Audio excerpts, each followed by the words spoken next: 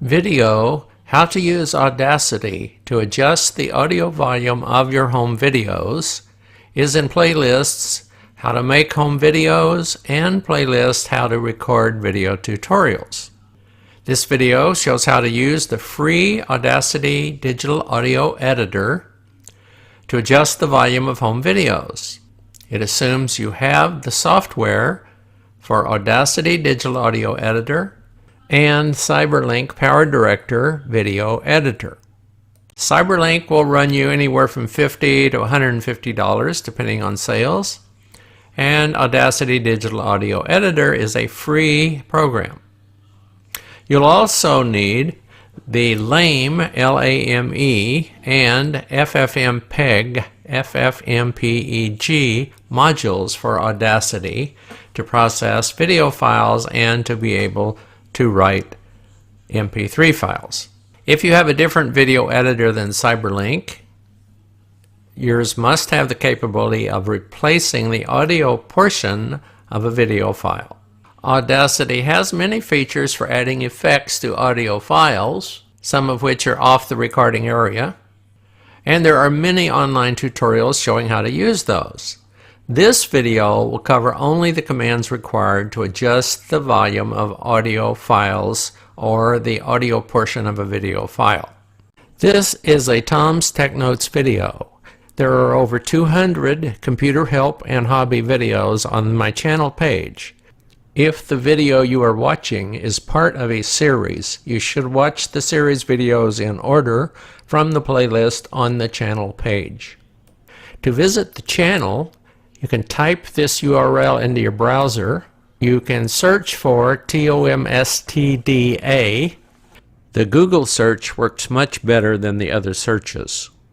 If they appear in your video window, you can click my name, Thomas Wallace, my photo, or a clickable link.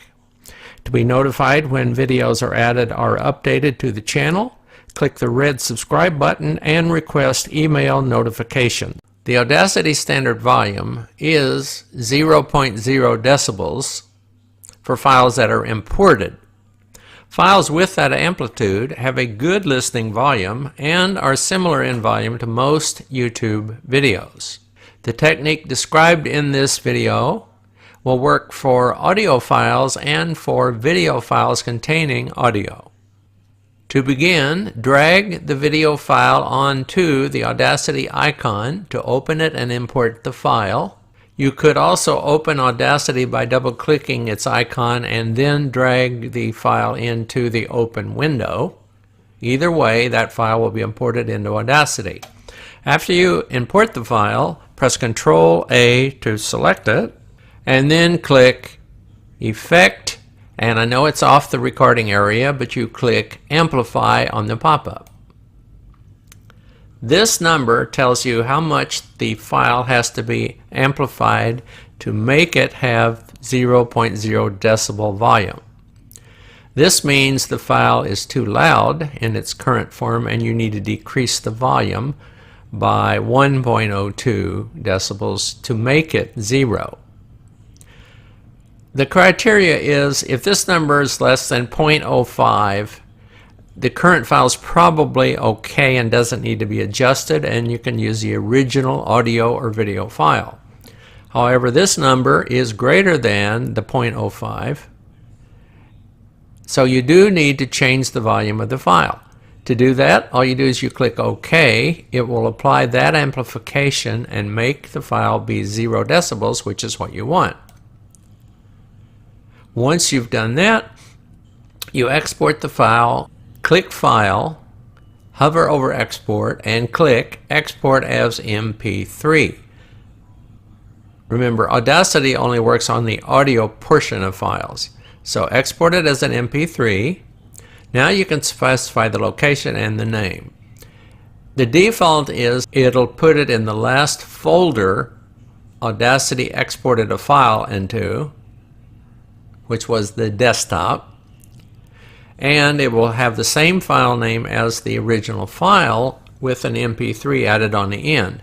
If it was already an MP3 file, you'll have the option to replace it if you export it to the same location with the same name. If it was a video file and you export it to the same location, you'll have the original video file, which will not be MP3 type, and you'll have the edited audio file, which is MP3. So you'll have two files to work with. So we'll go ahead and export it to intro.mp3 on the desktop. It tells me there's already that file there, so do I want to replace it? I'll go ahead and say yes. And there's another pop-up that appears. It's this one, and you just click OK. We're not going to worry about all the settings. Now it's exported the file. Let's close the window, click the X box, and don't save anything from the result. Now here's the original video file. That's an MP4 as opposed to an MP3 audio file. Here is the audio file, intro.mp3. What you do next is you open Cyberlink with those two files by dragging them onto the icon for Cyberlink Powerdirector Video Editor. After the files have finished importing into Cyberlink Powerdirector, drag them down to separate tracks on the timeline and all the way over to the left. There's the audio file. There's the video file. Drag them all the way over to the left.